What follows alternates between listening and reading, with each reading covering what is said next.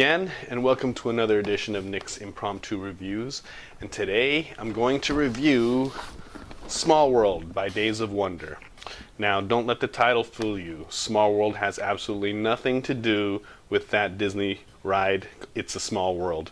However, they do tend to make fun of it. I mean, after all, let me see, the catchphrase, okay, one of the lines in It's a Small World, in case you haven't gone on that ride, is it's a world of laughter, it's a world of cheers, a small world after all. Well, in the catchphrase here is it's a world of slaughter after all. and also, so let me see, one of their expansions, this is the Be Not Afraid expansion. Look at the shape. Does it kind of look like, I don't know, 3 spheres? Kind of look like the shape of Mickey Mouse? Anyways, yeah, so obviously they're trying to poke fun at Disneyland. But anyways, this has nothing to do with Disney.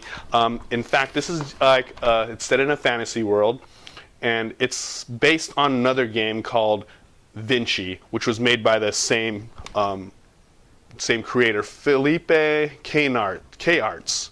Okay, and apparently he made a version called Vinci, and then later on he republished it, added a fantasy theme to it, and went through Days of Wonder, and they're able to produce Small World. But essentially they're the same game.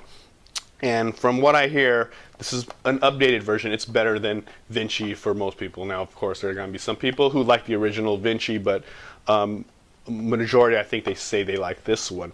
It's an area, sort of like an area-controlled game, kind of like Risk, set in a fantasy world. And you have your elves, your dwarves, and they all have these special powers. And basically the theme is that you're trying to conquer all these lands. Your race is trying to conquer all these lands.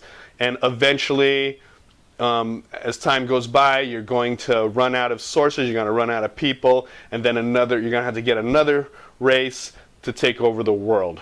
And it's a really small area, thus it's a small world. Anyway, let's take a look at the gameplay, shall we? Okay, so here's the map and the setup of a 2-player game. First you have your map, and this is the smaller one because 2 players is the minimum amount of players. For more players, you'll have a bigger size map, and this game can have up to 5 players. So on a 5-player map, there's a 5-player map that's provided with the box. But for now, we're just going to look at the 2-player setup. Okay, so here you have the map, and right over here is the turn marker.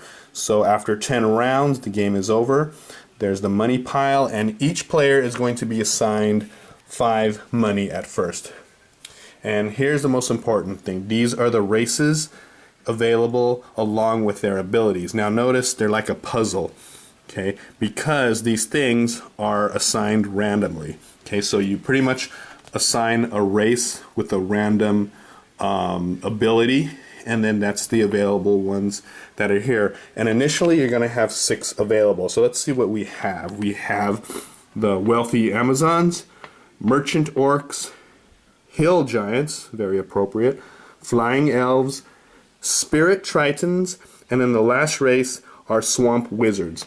Okay, and this is the cool part of the game. You have a good variety of races and abilities combos, and that's what makes this game pretty unique and gives it a lot of replayability.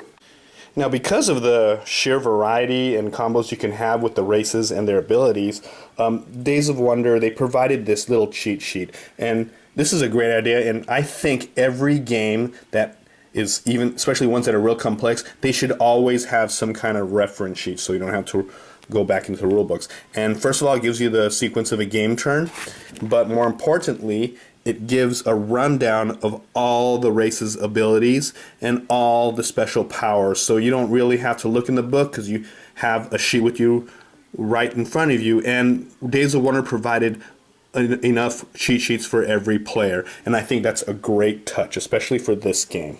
And as you can see, look at all the abilities for the races and all the special powers. Yeah, you definitely need this cheat sheet to play this game. Okay, and now you have these little chits and this nice convenient little tray. And again, that's really nice for them that provide a tray. And Days of Wonder, they always do a good job with components. And these chits, they're pretty decent chits, and they represent each of your races. Okay, and there's enough chits to represent everything. Okay, now let's look at in detail the board itself, and as you can see, and I said this is the 2-player board, so it's the smallest board. You'll have different spaces, and notice they're different colors and have different abilities. Like for instance, the greens are the fields, the orange ones are the hills, the ones with the little patches of water, that's the swamps, and then you have the forests, and that's pretty much it. And you also have the mountains, and what happens, they added these tokens to make it stand out a bit, and also it gives make it easier for you to calculate how many people you need to conquer that area. And then you have these little symbols, like those are wizard crystals, those are mines, no, actually mountains, I think, no wait, mines, those are dwarf mines, and those are caverns, okay, and they will have an effect in the game depending on your ability. Okay, so let's see how a turn goes. Alright, so the first thing the first player is going to do, the first thing you do on your turn, in the very first turn, you're going to go ahead and grab a race and ability combo. Now if you look at it, they're all different, okay, and generally you're supposed to take the top one for free. If you're going to take the others, it'll cost you, and I'll show you how that works. But for now, let's just say that since the Amazons is the first one, they'll take the wealthy Amazons, okay? So the player number 1 will take the wealthy Amazons, and what you do is you add the numbers. You add the number on the ability and the number on the race, and that's how many units you get. So let's say player 1 goes ahead and grabs the Amazons. Okay. Now since it was the first race on top of the list, it costs nothing. Okay. So 4 plus 6 equals 10. So they'll go ahead and grab 10 of these little chits. Okay, so now let's consider the wealthy Amazons and their abilities for a moment. Okay, now the ability right here is wealthy, and that means it's plus 7. This ability, you get a one-shot payment of 7 gold. Okay, so once that says plus 7, so you go ahead and grab 7. So let me grab the 10 and put 3 back there. Okay, so that's it. That's the ability, and you only get it one time. Okay, and also the Amazon's racial ability, they get to add 4 when they conquer, and after they conquer, they take those 4 back. Okay, so here's what's going to happen. So along with the 10 that they initially have, for conquering, they're going to have another 4 every time they conquer, and this is how you conquer. All right, so let's look at the map for a second. Now, each empty space, or each space is going to cost 2 people to conquer. Okay, it's going to cost 2 units to conquer. Now, every little item on it, whether you have these tribesmen or a mountain or another race in there, it's going to cost an extra 1.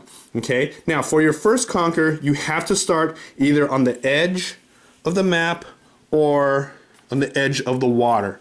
Okay, so let's say the Amazons will conquer right here. Okay, since that's the edge of the map, and they can conquer on the other side, but let's just say they want to conquer from here. All right, so there's an empty spot right there. It's going to cost 2, so you put 2 chips right there. Now you have to keep conquering, and it has to be in an adjacent spot. Okay, so let's say they want to conquer this one. Now this one's going to cost 2 plus 1 tribesmen to kill off that tribesman, so you're going to have to put 3 there. Okay, so they put 3 Amazons right here, kills that one off. Ah!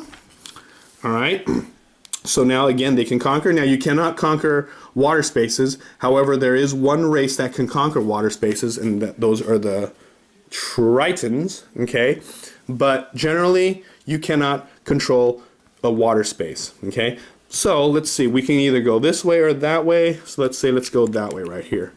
Okay, so that's going to cost, that's an empty base. Actually, no, sorry, I didn't see that guy. It's going to cost 3 because there's another guy there. Kills that one off. Ah! Okay, now let's say they want to conquer here since it's easier to conquer there, so that requires 2. And let's say, let's conquer this spot right here. Okay, so that costs 3. Ah, kill that one too. Man, these Amazons are crazy. Okay, so now I have 1 unit left. All right, now normally it would cost let me see, 2 plus 1, it would cost 3 units to conquer that area. However, I only have 1 left. Okay, but here's the thing, you're allowed to do 1 final conquest. So what you do is you take this special dice, and the dice has 1, 2, 3, and then the rest are blank. Okay, so you do that, and then you add that many units to that space. Okay, so so if you look at it, I need 3 to conquer it. I only have 1, so I need at least 2 or 3, 2 or more, in order to conquer it. And this is called the final conquest. Okay, so let's roll it, and I get a 2. So 2 plus 1 unit there, that's 3. That's enough to conquer that area. So I was able to do my final conquest. All right, so now that is the end of my turn. So what I'm going to do is that you have the option to what is it called? Okay, reinforce. Yes, reinforce. So you can take, you have to leave at least 1 in there. Okay, first of all, we have to take 4 away because that's the Amazon special ability. The 4 is only there to conquer, initial conquer. You can't leave them on the board. Okay, but I can take all my units and rearrange them as long as I have 1 in each spot. Now, if I take 1 away from them, I'm going to abandon it, and that's not a good idea. So ideally, you want to watch your border. So maybe I can relocate there. All right, and that's it. That's the end of my turn. So now what I do, I count how many spaces I occupy, how many I conquer. 1, 2, 3, 4, 5, 6. All right, so that's 6 areas. So I get 6 points. All right, so let's see. You got a 5, and I got actually 2 3s. That's good. Okay, so I get 6 coins, and ultimately, this is what makes you win. Whoever has the most coins at the end of the game wins. So that's pretty much what you're trying to do. Okay, so that was player 1's turn. Now, what I forgot to do is that once they grab a race, I have to replenish. So basically, everyone moves up. All the races move up 1. Okay, so now the orc is on top of the list.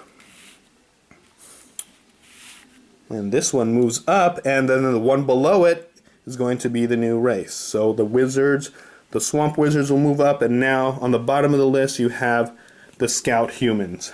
Alright, now it is player 2's turn. So the first thing they have to do is that they'll have to pick a race on their very first turn. Alright, so let's say now they can pick the merchant orcs for free, but let's say that they don't want the merchant. Let's say they want the flying elves over here. Okay, well, they can't get it for free. So basically what you have to do, you have to pay for each one above it. So you put 1 coin on the orc, another coin on the giants, and then you go ahead and grab the elves, the flying elves. Now, if you're to grab anything lower, you'll have to pay more. So if you want to get the swamp wizards, you'll have to pay 4.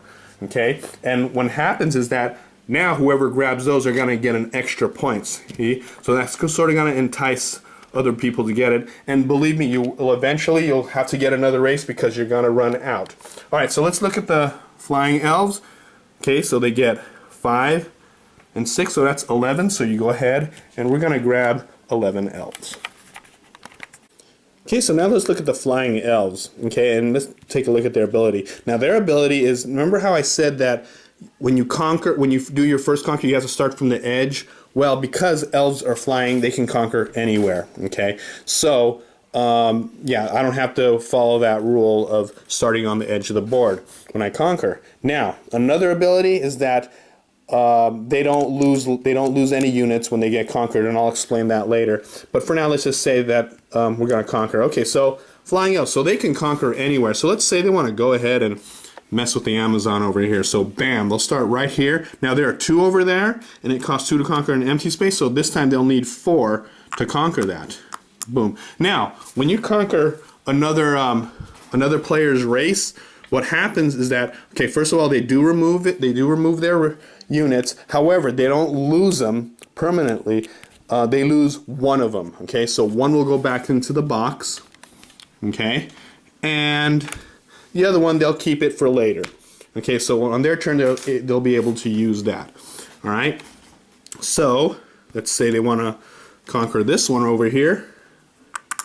Okay, so that requires 3, and they always have to lose. They lose just 1, but since there's only 1, that one's gone. All right, And let's say we'll conquer this one over here. That costs another 3, so they'll kill that one. Oops, actually that was 4. Huh. You know what? No. Okay, for example, here's what I'm going to do. I'm going to go right here, and we'll conquer that loneless tribe right there. That'll be 3. And now, it's going to be hard. I'm going to try to conquer that one with 1. Now, notice there's 2 Amazons there, so it's going to require 4. I have 1, so this is my final conquest. I'll need to roll a 3, and that's a 1 in 6 chance, so it's not really the percentages are not in my favor, but I'll try it anyway. And no, that's a 0, so I was not able to conquer that one, so this one goes back over here. Now, I can still use it to reinforce. Since that's the end of my turn, I can still use it to reinforce, and let's say I'll put that guy right here. Okay, unfortunately I wasn't able to conquer that, but that's how it is. Okay, so both players had a turn, so that was 1 round.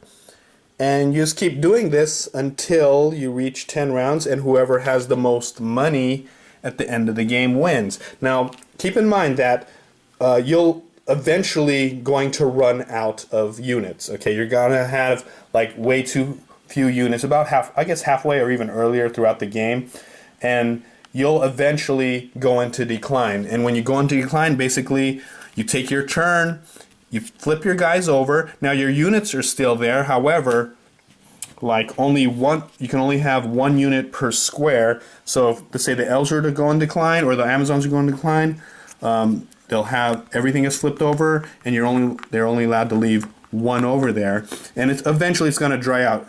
And you can still gain points if they're still there, but eventually it's, those guys are going to be extinct. Okay, so what happens when you go into decline? Okay, you go ahead and you're going to grab another race. Okay, and then just repeat. Just get your units and you're going to conquer with your new race. Now, normally you'll go in decline at least once. I have not had a game where you stuck with the same race the entire time, because eventually you're going to lose units. Okay, even the elves, I guess the elves are the only ones that don't lose units, but eventually you'll want to get another race. And sometimes you even go in decline twice, so you'll end up with 3 races. Okay, so that's the whole game, pretty much. It's just a typical area control game with lots of variety, set in a fantasy world with lots of abilities, and whoever conquers the most and collects the most money wins the game. And that's Small World.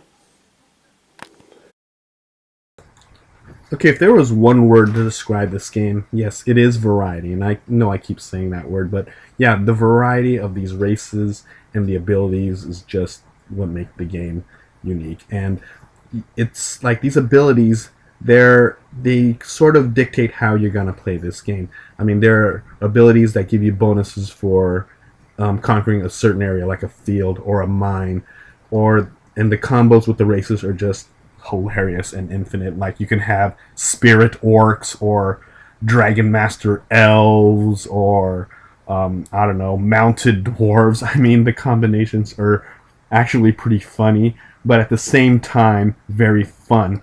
And yeah, and that's what keeps the game fresh. The different abilities and the different pairs, the different pair-ups with the races that you can have.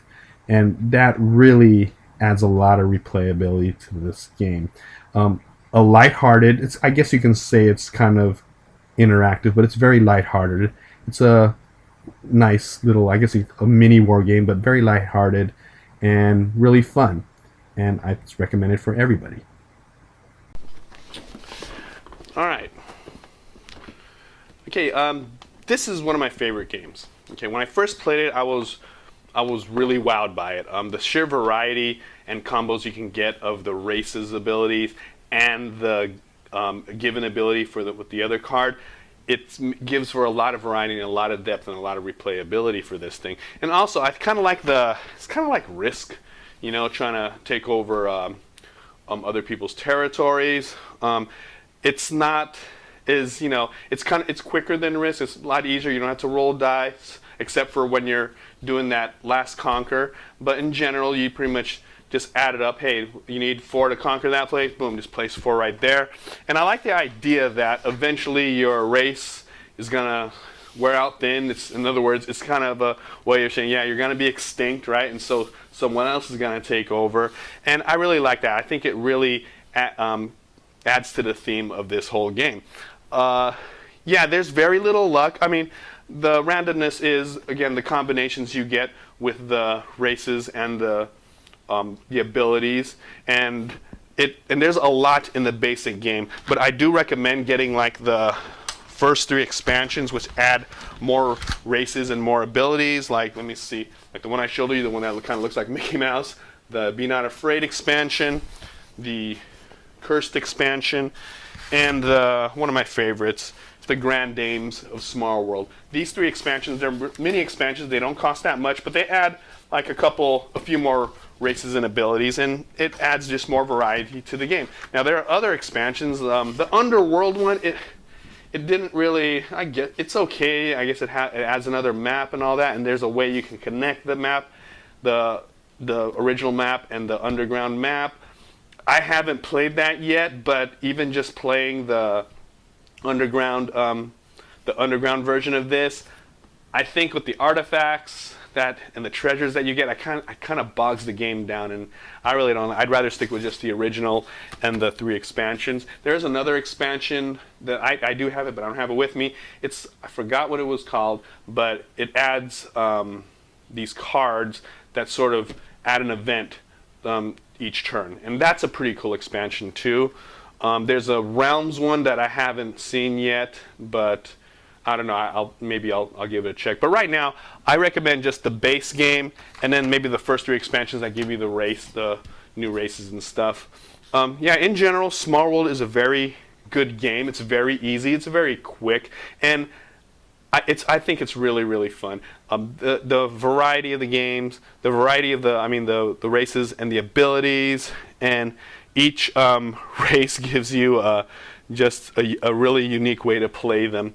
And yeah, this game, I think it's one of my favorites. It is one of my favorites, and the sheer variety of all just ways to win and everything. It's pretty fun, just as people just go out and fight each other, and then you got to thin out and get another race, conquer. Real simple, and I think it's like a medium range game. You can probably introduce it to new players. I don't know, we'll see, but overall it's a really good game. So, Small World, from Days of Wonder, designed by Felipe K. Arts. I hope I pronounced your name right. I will give Small World an 8 out of 10. A solid area control game, really easy, great theme, and lots of variety. I think you'll enjoy it if you pick this one up. All right, that's it. And until next time, I will see you later. Bye-bye.